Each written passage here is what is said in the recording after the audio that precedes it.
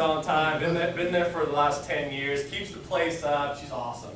But one day, she slips and she hurts herself on the back steps of Dan's rental property.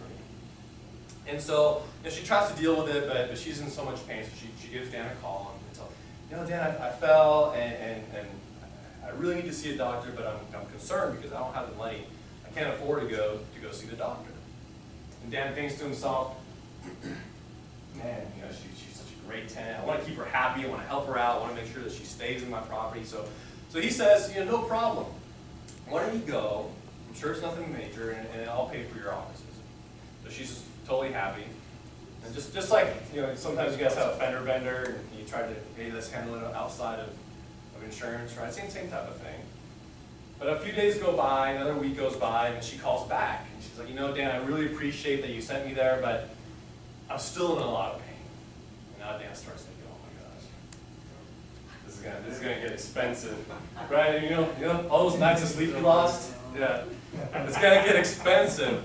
So he starts thinking, maybe I should report it to my insurance company.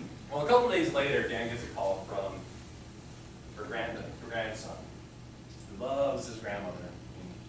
He just feels her pain, and happens to be an attorney. What? I missed that. What was that? He also happens to be an attorney, oh. and he strongly recommends to Dan that he thinks it's a good idea for him to report to the insurance company. So this didn't really happen to Dan, but it happens. And the key takeaway here is that in doing that, you are binding the insurance company and limiting their ability to properly defend you. Because now the information is not fresh in your mind, time went by, there's an attorney involved now, there are things that are going to happen, the insurance company might not be able to properly defend you, because especially since you paid out of pocket already for that office visit, there's a lot of things that you've done, and it works this way in your auto policies too, okay? I've been guilty of that too, just a little kind of tap and let's figure it out amongst ourselves. You're putting yourself in the same danger. So what you can do, and the reason that people don't advise their agents is because if they're afraid that, I have a claim, my insurance rates are going to go up, right? You can just simply call your agent, tell them what happened, just essentially report it as an incident. Don't let them know that you're reporting a claim. I just want to let you know what happened, lay out all the material facts. Insurance agencies are very good about documenting things, so that if a week or a month or 3 months later something actually does happen, you can go back to that. You did your fiduciary duty, because remember, insurance is a three-party contract. Okay, and two of those parties are you and the insurance company. So you have certain obligations to that insurance company. One of those is making sure that you advise them of anything that comes up and any material changes that happen. So just always keep that in mind. Don't be afraid of calling your agent, just letting them know what's happening. All right. Number 9. Myth number 9, I need builder's risk coverage for my vacant or rehab projects. Who's heard this? Right? The gurus teach it. You hear that a lot. The reality is that builder's risk is really designed for ground-up construction only, primarily. So if you're like one of my buddies in San Diego who creates inventory instead of finding it, right? He buys lots, subdivides them for highest and best use, and builds houses and flips them. So if you're doing something like that, then absolutely it's very relevant to you. But it's not necessarily relevant for us doing just regular rehabs and flips. Okay, and here's what happens though, is you get a new investor, guru tells them, or somebody tells them, social media tells them that you need builder's risk. So you call your local agent and you tell them, hey, I need builder's risk coverage for this policy, for this property. And the agent, of course, he wants that commission, he wants to also serve you, so he might not be very familiar, but he makes some phone calls and he comes back to you with 2 quotes. One of them's for $2,000 a year, the other one's for $3,000 a year. And by and large, which one do you think most people would go for? The one that's cheaper. Yeah. So, but then you go to an event and you hear me speak, and you're like, oh man, maybe this wasn't the right way to do it. So you go and you try to cancel it, and realize that that builder's risk policy that you pay $2,000 for has a minimum earned premium of 100%. Well, what does that mean? It's $2,000 whether you cancel or not. Whether you cancel the next day or a month later, you're out that $2,000 because it's 100% minimum earned premium. Now, a $3,000 policy, once you looked into it, had a 50% minimum earned premium. So at least you'd only be out to $1,500, right? And I see this happen quite a bit on different policies. And builder's risk coverages are commercial policies. And many commercial policies like this have large minimum earned premiums. The smallest are typically 25%, but many of them go up to 50 and 100. And now you have to wait out that period of time. Now you may still want to switch, but now you have to wait out that period of time to where you've used up $1,500 worth of insurance, right, before you actually switch. Otherwise, you're walking away from money. So what you want to do is work with a company that doesn't have minimum earned premiums. That'll charge you monthly as you go, so you only pay for the insurance that you use. Okay, that's kind of the key takeaway here, and the right way to do it is on a renovator's insurance program, which we'll talk about. Make sense?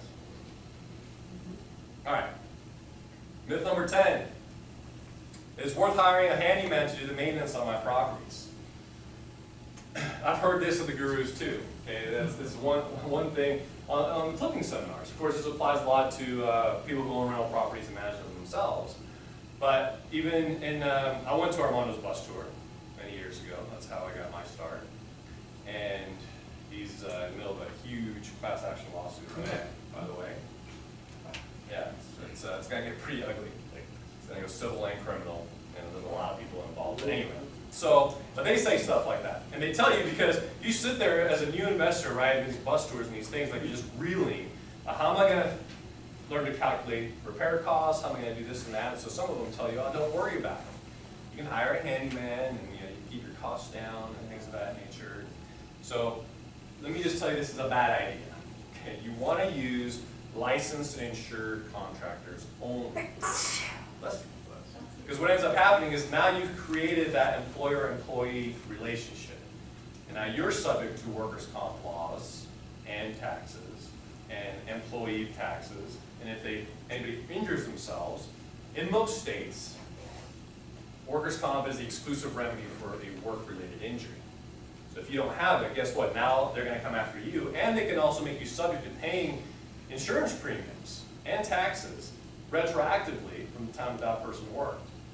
And I had this happen to a client of mine who hired somebody out of Home Depot to go dig a ditch in her farmhouse, and we think he hurt himself playing soccer on the weekend, and came back 2 months later demanding this money. And he was kind of stupid because he told her, like, I just want this much money so I can send it back to my family and leave and go back. But this happened, and she didn't have workers' comp. She just hired some random guy. You want to hire general contractors that have insurance and licenses, because anything that happens then all flows through them. All flows through their liability. And then make sure you get certificates of insurance. And not only that, make sure you verify it. Okay, and this is kind of the next one too, we're jumping ahead, but you got to verify it. The certificates of insurance have the agency name and contact information. You got to call them and ask if this policy is enforced and double check on it. Because a lot of times what will happen, and I've seen it happen to me too, in Indianapolis, I was working to hire a new crew, and we're ready to go, and of course I asked for that certificate. They were delaying. They finally got it to me, and the effective date was 2 days prior. So what they do is they'll go get the insurance, and then they'll go the next week after they got the job and cancel it to get their money back. They'll do a flat cancel. But now you got a shiny certificate of insurance in your file, right? But it's useless. Yes? Isn't there any kind of insurance that you could pay for yourself or a handyman? Well, you could buy your own workers' comp and your own general liability, sure. But now you're paying those premiums. And is that something that would have to go for a long time, or could it be just a month or two? Or? No insurance company is going to work with you if you keep activating and canceling coverage. Yeah, they're going to know there's something. Yeah. So just work, and are you going to pay more for a contractor who's licensed and insured? You're going to pay a little more, okay, and rightfully so. Okay, they have that overhead they have to go, but they're protecting your butt too. All right, number 10. If I use my personal vehicle to service my properties, my personal auto policy is sufficient. You seeing an overall theme here? The whole personal liabilities and business liabilities. Okay, it's huge. You see a lot of these vehicles out there too with these wraps or magnetic signs or something. now you've just made that vehicle a business exposure. Okay, and say you're going to Home Depot, if you're managing your own rental property or your own rehabs, and you're going to get mulch, or you're going to get this or that, or plumbing to go to your rental property, and you get in a car accident, and they find out, like, well, what's going on? Now all of a sudden that could be excluded, right? Because you were doing that in the course of your business. Same thing with your flips. If you're buying property, or if you're buying materials for your contractor or yourself, stop it, excuse me.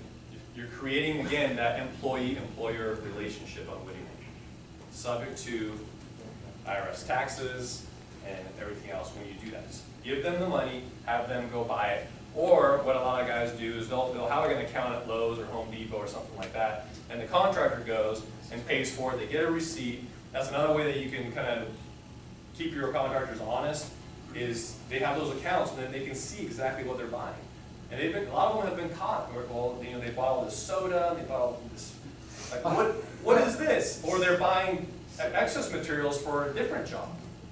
And then they see, okay, well, part of that, you know, so in some cases you gotta take those steps to keep your contractors honest. Yes? So you can make a list of things they should buy and, or that you have determined are necessary for the budget, and then have this back end way of checking the whole Sure. code.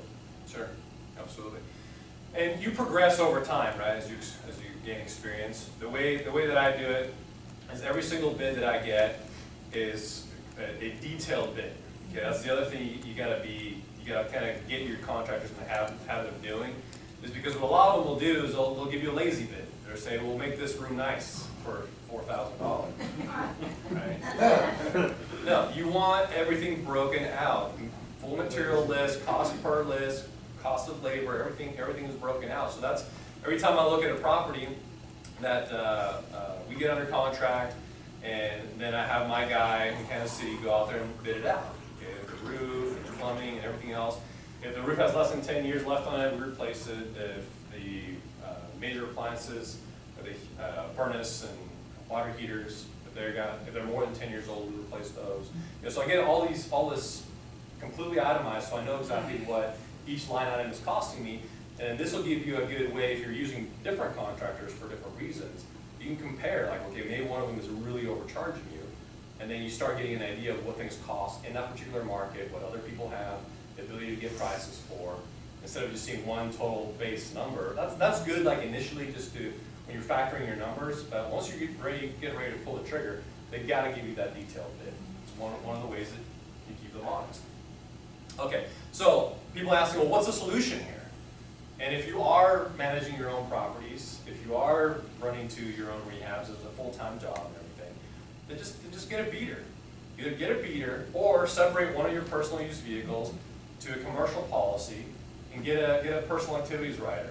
Because of course you're still going to maybe pick up your kids from school or take them to the grocery store, right? So you're going to have some personal use in there, but you can't do it the other way around usually. So with that statement, and you take your car and you put it into like a business situation with a wider, do you do that with your state farm or your farm or your regular insurance, or is that something that is specific to go into unit? No, we don't actually do auto policies, but many of those companies do have a commercial lines department, so it would be a commercial lines auto policy instead of your personal lines auto policy that's tied into your home and everything else. Yeah, so you can say, I'm running this business, I want this, you know, $1 million liability for such and such LLC or for such and such sole proprietor, whatever it is. And you'll be surprised, and in many cases, the premium isn't going to be that much more for that auto policy. And even if it is a little bit more, at least you know you're doing it right. All right, myth number 12, we're almost there. It's enough to simply require renter's insurance. Who had rental properties again? A couple of you? Okay. Do any of you require renter's insurance on your leases? Yeah. Yay, nay? Okay, yes. So those of you who do not require it on your lease, why do you not require it? Not all at once. Ben? Well, they could, again, get it temporarily, go out and cancel it as soon as they add it. Okay, well, yeah, that doesn't really address the question. There's a reason why you're not requiring it. So some people do, it's a contingency of the lease, or you choose not to. Why would you? You just don't care about it, or? I'm gonna answer that question. Because some tenants may go, well, if I have to pay for insurance to live here, I'm gonna go rent something else. Some Sure. tenants would do that. Yeah, so depending on the market, that's one of the major reasons, right? They're afraid that if they're required to carry renter's insurance, they won't be able to afford the rent, right? Or they won't want to pay for the rent. And I have two ways that I address this. Now, in some cases, we do with properties that are Section 8s, right? So in those cases, I can understand that argument. So that's fine if you're not going to require it. In other cases, my argument is if you're concerned about that tenant not being able to afford $180 or $200 a year, then maybe you should screen a little bit more stringently, because it's not that expensive. Okay, and there's a few reasons why you should. Okay, there's obviously significant benefits to you as a landlord, but they have benefits too that they need to understand. Okay, every one of us has personal liability that we take everywhere. Okay, if we're going down this hallway and I accidentally trip one of you and you fall and hurt yourself, I'm liable for that. Now, if I don't have insurance, I might have to come up out of pocket with a significant amount, especially if you're a little bit older and you break your hip or something, right? It could be substantial. But it follows you anywhere you go in the world. You could be on vacation somewhere in Europe. You could be doing anything. Somebody could fall off a cruise ship. I mean, God knows what happens, right? That's personal liability that is in their best interest to carry. Somebody comes to the property, they're liable for those things as well. Now, you as the landlord, of course, are ultimately liable because everything flows back to the titled owner or registered owner in auto. So you're going to have that, and you want them to have it. The personal property is not covered under your insurance. So if they care about any of their personal property in the event of a fire or theft or anything else, they need to have that renter's insurance. Well, why is it a benefit to you? Why should you consider it? And why does it even make sense to maybe carry it and give it 50% as a rent credit or something? You know, because one, that policy acts as the first line of defense from a liability standpoint for you. So if something does happen, a neighbor comes, they trip on a hose that they left open, or maybe a root, bulged the sidewalk or the driveway and somebody tripped, or they have a party and somebody gets injured at the party, ultimately that liability is going to fall back on you. And having their renter's insurance policy in force, that acts as the first line of defense. You filed a claim against their renter's insurance policy. And then you don't have to go through the claims process, and now you also don't have a claim on your record. Okay, the other thing that most renter's insurance policies cover is up to $300,000 in non-negligent tenant-caused damages. Again, preventing you from having to file a claim under your policy. And it all goes under theirs up to that $300,000 limit. So there's significant benefits. And liability, again, is probably the thing that you're most concerned about because it acts as that line of defense. And again, enforce it. Same thing as the contractors, call, make sure that it's enforced. Yes? But if it's the tenant's insurance policy, wouldn't the landlord be the additional insurer? The landlord is an additional interest, which is exactly what I'm talking about. If there's a claim, everybody's going to get named in that suit if there's an actual suit, right? So the tenant is, and then you are as the landlord of the owner of the property. The claim gets filed under the tenant's insurance policy, and you're also indemnified because you're the additional interest. Yes? So did I understand you to say that if the tenant has renter's insurance and there's a claim filed against the tenant for some kind of property damage or something like that, that claim does not go with the property? It only goes with that personal person? Is that right? The claim would still be tied to that property. So, for example, down the road, Right, if so somebody's we're buying it right, and they're, right. or switching insurance, Right. right? They would see that there was a claim against the property, but it wouldn't be filed under your insurance Right. as a claim against your history. Right, so what you were talking about previously, to take a look at the property's history, it still would apply? It would still show up, Okay. yeah, Got it. down the road. or Thank something, sure.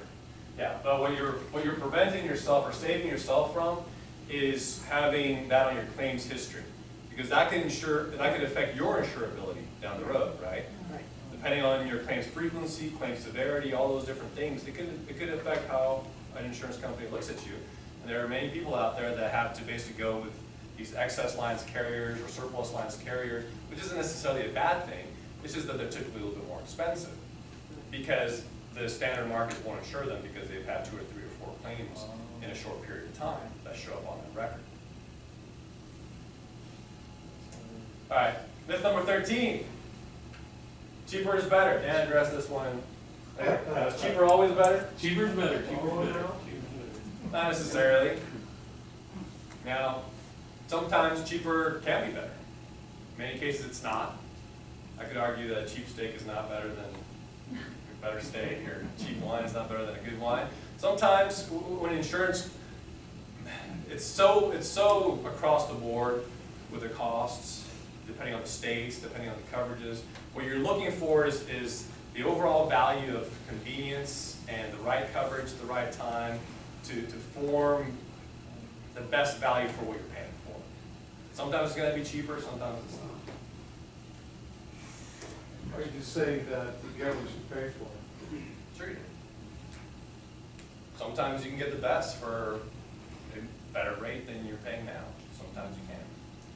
You say that forced insurance on a property where you have a mortgage, and that's why it's forced, if you didn't go out and get insurance, is always gonna be more expensive than if you went out and found your own?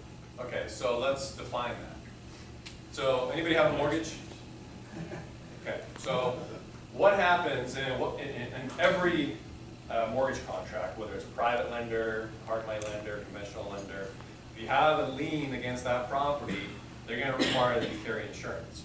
If you, for some reason, lapse on that insurance, contractually, they have an insurable interest on there, and then they will go get what is considered forced-placed insurance. At 3 times the cost. In many cases, through the conventional markets, it can definitely be 3 or 4 times the cost. Now, we have a forced-placed product that we use as well, especially for our clients that invest in non-performing and performing notes. So there's usually a homeowner that still lives there. Maybe they don't know whether or not they're paying the insurance or there is insurance, but they want to protect that loan against the collateral. So we'll force place insurance. Even though they're not the homeowner, they're not on title, they still have that insurable interest and we'll create that product. Now, ours is not doubly expensive, but to answer your question, you wouldn't get forced place on a rental property because you own that property, so you would just get the landlord type coverage. They didn't have a mortgage. Yeah, if they had a mortgage and you didn't get insurance, that mortgagee could force place insurance, and then you had to pay that 4 or 5 times, 3 or 4 times the cost. And really, the reason I asked the question is more specifically in California when it comes to fire insurance, because we all know if we live in a high fire area, how much that can be, like $6,000 a year for fire insurance. Sure, because you live amongst the brush. Exactly. So if we didn't insure and enforced it, would you say it'd be 12, or do you think it would be? In your case, it probably wouldn't be that much more expensive because you're already paying a premium.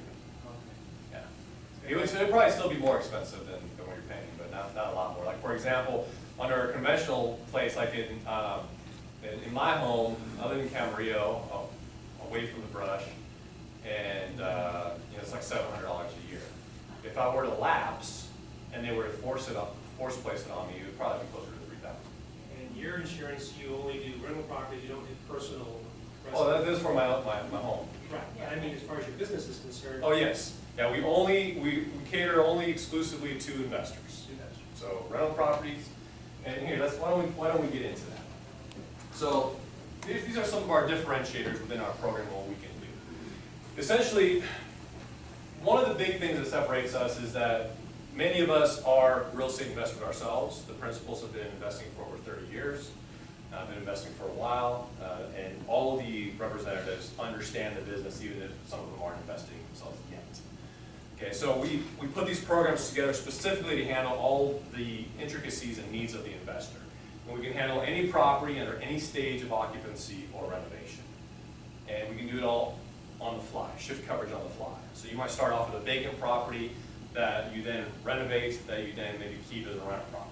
So there's 3 different policies that you would need in the conventional or the regular insurance world that aren't necessarily the right policies, but you'd have to have 3 different ones. With us, we just shift coverage on the fly with the program. You don't have to pay multiple premiums. There is a slight difference in rate, of course, because the exposure is different, but we just do it all on the fly. We talked about co-insurance earlier. With us, we have a very conservative level of insurance. So if you're insuring the property for at least $45 a square foot, there's no co-insurance. So you can insure for all the way down to $45 a square foot and still get the full cash out provision, still get the full insured value that you're insured for in the event of a total loss. Replacement cost coverage, it's not just a one replacement cost or ACV. As soon as you hit $65 a square foot, you automatically garner that replacement cost loss settlement provision, which again, $65 is still pretty conservative. In some markets, you can certainly rebuild from that. Again, we're not off the shelf. We're very much a kind of a la carte program. We do everything on one simple monthly reporting schedule. So whether you have one property, or you have 12 rehabs, or you have 150 rental properties, you're making one payment per month, if you pay monthly.